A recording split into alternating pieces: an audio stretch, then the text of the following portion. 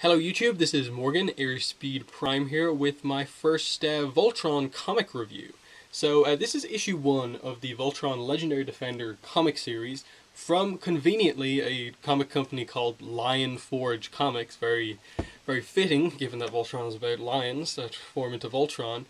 And yeah, this is a canon comic that has a completely new story to tell to add to the show that just came out a couple of weeks back, which is obviously the Netflix Voltron Legendary Defender show, which they, of course, advertise on the back of this issue.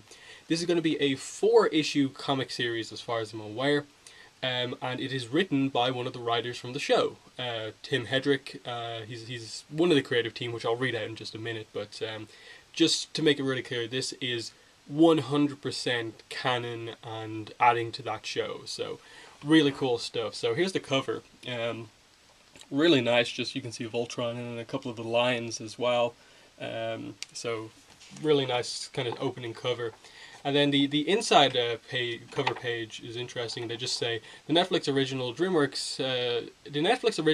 DreamWorks Voltron Legendary Defender reimagines one of the most popular fan favorite shows of all time in this all-new comedic action-packed show from executive producer Joaquim Dos Santos and co-executive producer Lauren Montgomery.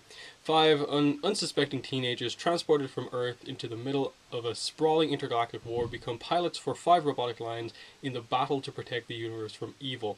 Only through the true power of teamwork can they unite to form the mighty warrior known as Voltron. Story by Tim Hedrick and Mitch Iverson. Script by Tim Hedrick. Art by the Digital Art Chefs. Lettering by Andworld Design. Cover is by Christine Bian and Lauren Zurcher. Variant cover by Kari Randolph and John Raunch. SDCC cover by John Chad. Editor Ian Brill. And it also has a little note here on the bottom. You can see here on the bottom of the kind of inside page that says, this issue's story takes place immediately after the events of Voltron episode 108, Rebirth. So that's really nice to know that they kind of specifically say where this lines in with the timeline. So that's really nice. So this is right after the whole Balmera kind of arc. So overall, I'll get into specifics, like go through kind of a little bit of a recap of what actually happens here in just a moment. But overall, I think it's a really good issue. I think it's written really well and doesn't just come across as a random comic tie-in to Voltron. That, like, it's a super simple story, like not much to it. There's actually a ton of dialogue in this, a ton of details given about what's going on, and it really feels like this is just an episode they didn't animate, that this is just the episode that was meant to be there. It actually really feels like a kind of valid and important part of the universe, rather than just that comic, you can read it if you want, but it's not really that good. It's actually, I think, going to tell a very interesting story.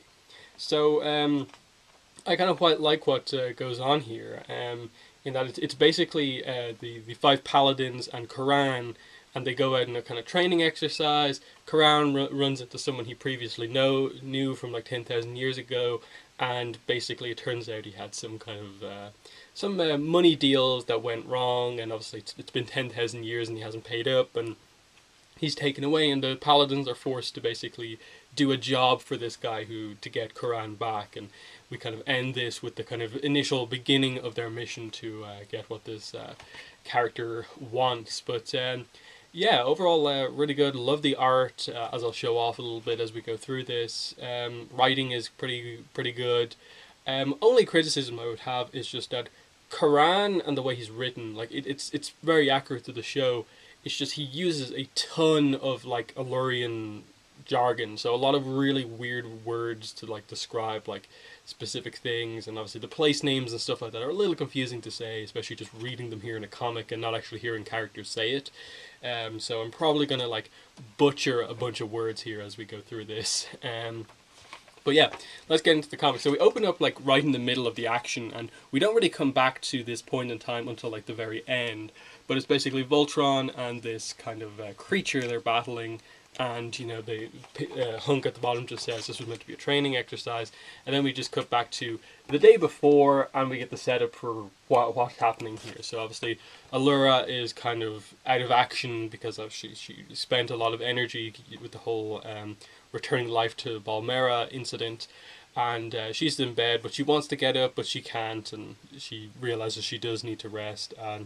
And basically, Karan is going to bring the paladins out on a training exercise to an old training ground where the paladins, the previous paladins, used to train as well.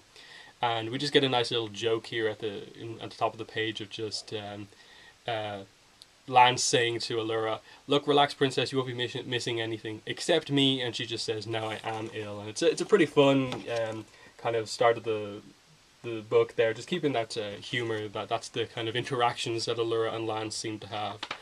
And the next two pages are really nice. I'll just give you a brief look at them.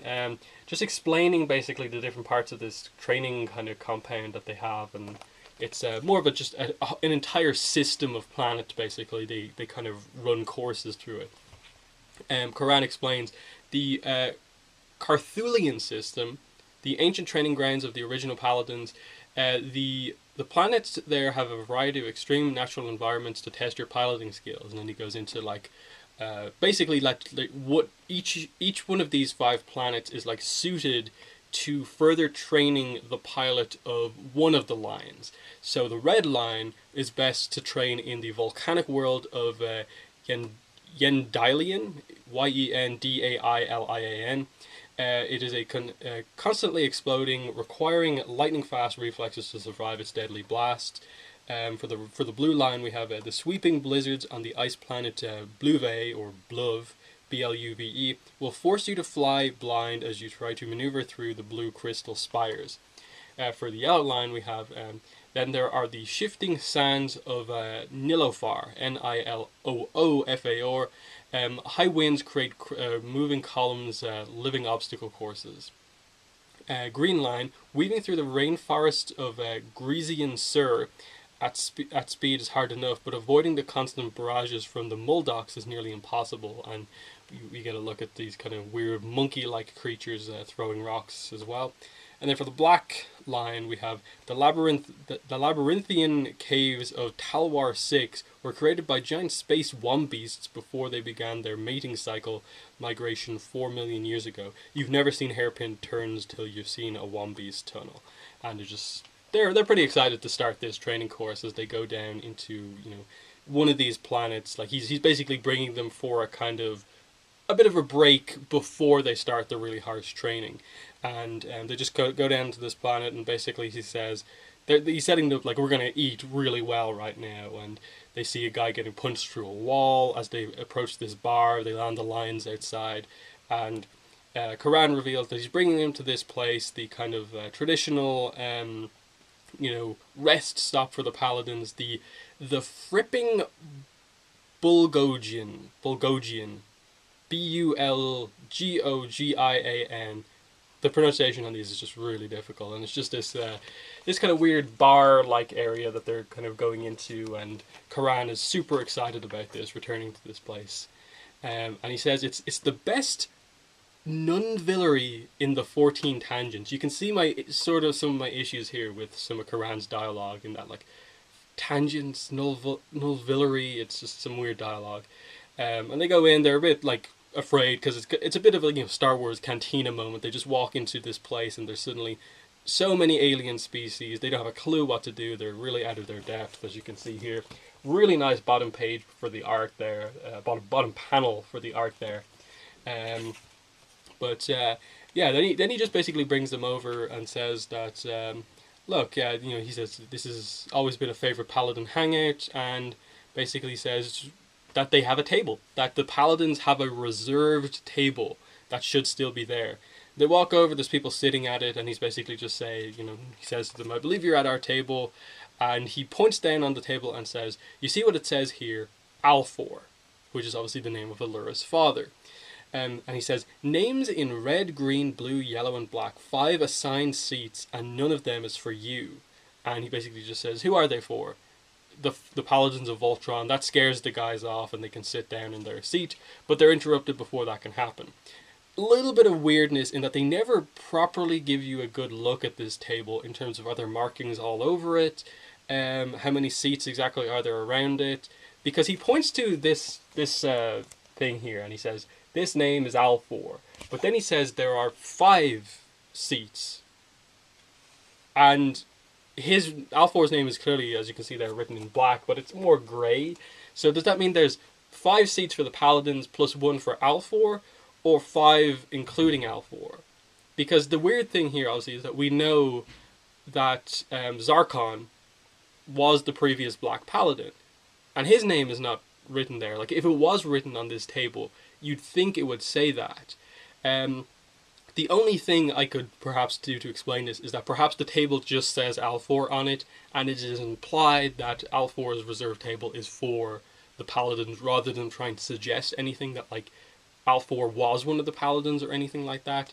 But who knows? Maybe he had the potential to, pilot one of the lines if he needed to, but naturally wasn't part of the team or something like that. But then, yes, as I said, they're interrupted before they can properly sit down and start to eat by this character who Karan calls, another, apologies for the name, Kythylian Mu. Kythylian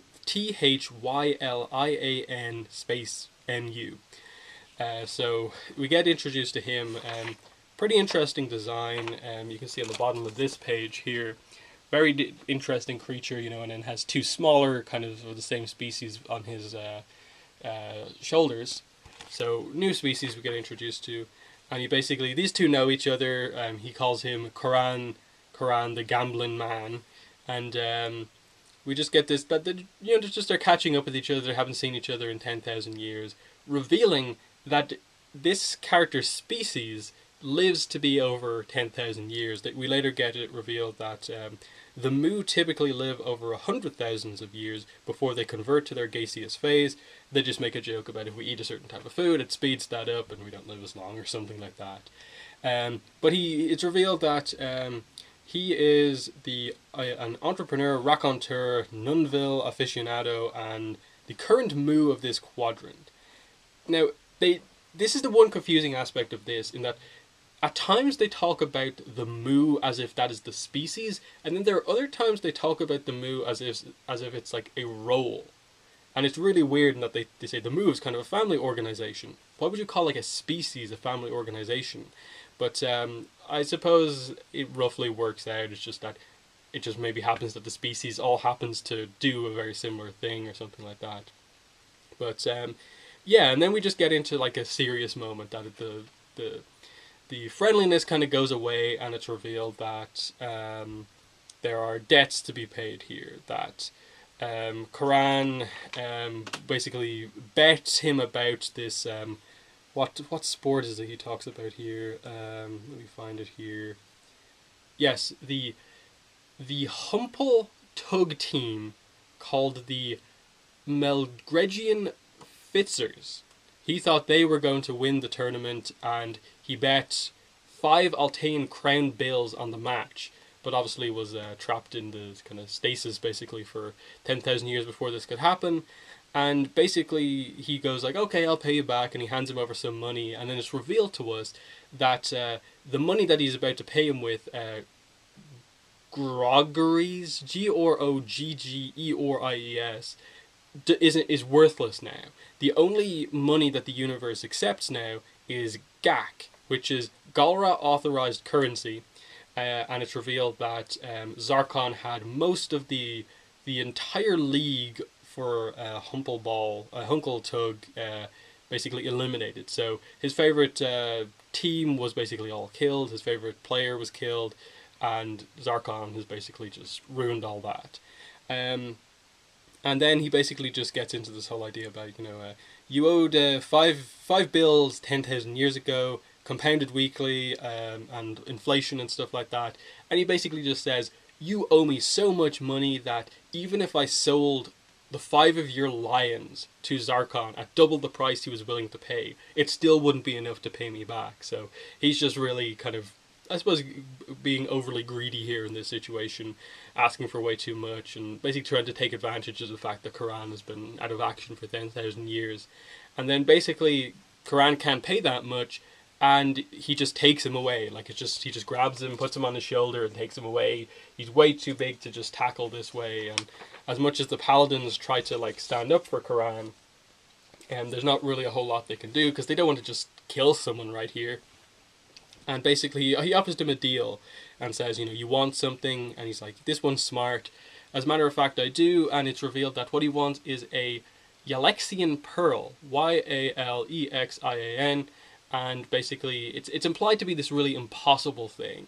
This Moo character can't get his hands on one of these, but he potentially thinks that given how dangerous it is to get one of these things, the paladins might be able to.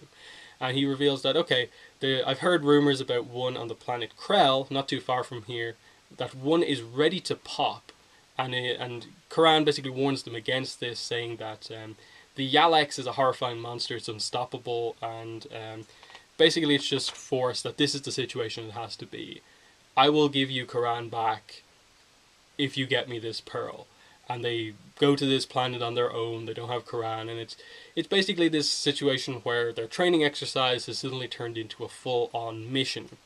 And they go to this planet Krell, and it's just a fairly rocky planet, but as they're looking around, scanning, this monster pops out of the ground. The same monster from the first page. You can see it's very kind of insectoid-like, and it's got kind of like armored plating on it, like some insects do, and basically, the lions normally aren't really doing anything. They talk about the armor's too strong, they can't really do anything to it. And they form Voltron, and even then they're still struggling. Voltron can block the attacks this time round with the shield, but they're too slow while still trying to guard, but also attack with the sword. So Keith basically decides that what they need to do is basically put the shield away so they can be quick and just focus on the sword. They block the pincer attacks with the sword, and basically Keith orders them all push down and in as hard as possible. And basically what they do is they defeat this creature by having it pierce its own armor with its own pincers. So they kind of do this kind of impressive kind of move of strength where they block the attack and then just force its pincers down into itself and kind of stabbing itself. And they're all celebrating. They're like, wait, where's the pearl? It says if we defeat this thing, we get the pearl. And then lots of people start to come out in or around Voltron. And these people are like, what happened? Oh no, the Guardian has been slain. And they're all like, wait, this was the kind of good Guardian of these people? What have we just done? We've just killed it. So this wasn't the Yalex, I think that was what Karan mentioned earlier on. This wasn't the Yalex that Karan was warning them about. This was kind of the Guardian against the Yalex or something like that. So this group, this species here at the bottom, they don't really introduce them just yet, but they're obviously the natives of this planet Krell, and their Guardian has been slain. So it presents the story that like it wasn't just going to be this simple situation of they come here, defeat this monster, get the pearl, go back, get Karan back, like one issue done. That it's going to be more of a journey now, because they have to now kind of make amends for killing the Guardian of these people, potentially face the Yalex at some point, find the pearl, and then will the people allow them to take the pearl because they just killed their monster? So there's going to be a lot of kind of making up to do, basically. So really cool. We do get a preview for the next issue on this page. Pretty nice, hinting Voltron, kind of just the lights in the dark, really nice. And it says, next issue, as Team Voltron searches for a treasure that can settle Karan's debt, the beasts they have to fight keep getting bigger and nastier. When a mountain monster has Voltron on the ropes, Hunk realizes they'll need more than brute strength to stop it. This never-before-seen chapter of the hit DreamWorks animation series continues right here, next month, only from Lion Forge. So yeah, that's basically the end of the video. I suppose my final thoughts. I definitely recommend this. I think it's a really good comic. And if you are a fan of the first 11 and 13 episodes of Voltron, whichever way you want to clarify it as, I definitely recommend this because it isn't just a kind of random tie-in comic series. I think this is really, they're writing this as if it's just, this is stuff we just didn't animate. This is a good extra story to get, and I think it's so far really good. It's written really well, there's a decent amount of dialogue, it's not just a kind of fight for the sake of a fight type thing. They actually seem to be presenting some interesting information about different alien species, different planets, all these reference to like, oh, the previous paladins used to come here and do this, and this is where they used to train, and adding to that whole situation. And it's really just building the world a little bit more, which I definitely appreciate. As of yet, you know, there hasn't been a lot of character development for like the paladins. It's just like them being themselves. But obviously, as I just read in the preview there, Hunk seems to be getting some focus next time out, so that should be fun. And I assume as the series progresses, we'll get more from the others as well. So it could build to some really interesting things going on about like what exactly is this Yalaxian Pearl thing and so on. But yeah, definitely well worth checking out. It's obviously available physically from local comic book stores and stuff like that. It's also available digitally. If there is a Comixology, if it is up on Comixology, I'll probably link to that in the description below, because for most people that's probably going to be the easiest way to actually get it. As far as I'm aware, it is available digitally. I haven't checked it up though. And then I'll just end by saying, if you want more Voltron content from me, I previously uploaded a video where I give my first impressions on the Voltron show. That is basically my thoughts after just watching like the first couple of episodes.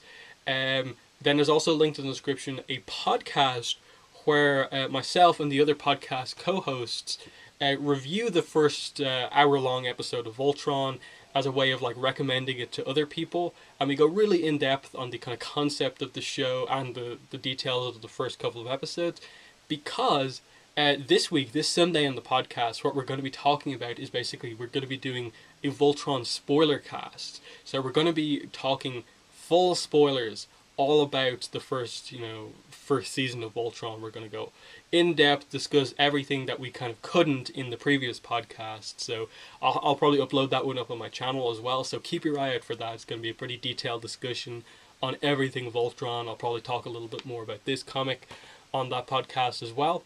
And going forward, you will see a little bit more Voltron content on my channel and on the podcast. So yeah, final thing to say is just links are in the description to my Patreon page and my PayPal donation link, both of which you guys can help me support my channel so I can make better videos. You know, most of this money is going towards me getting a better camera so my videos can be better. And also links to my Twitter and my Tumblr are in the description as well, so you can follow me on social media if you so wish. But yeah, that has been the review for Voltron Legendary Defender issue number 1. Thanks for watching, and bye.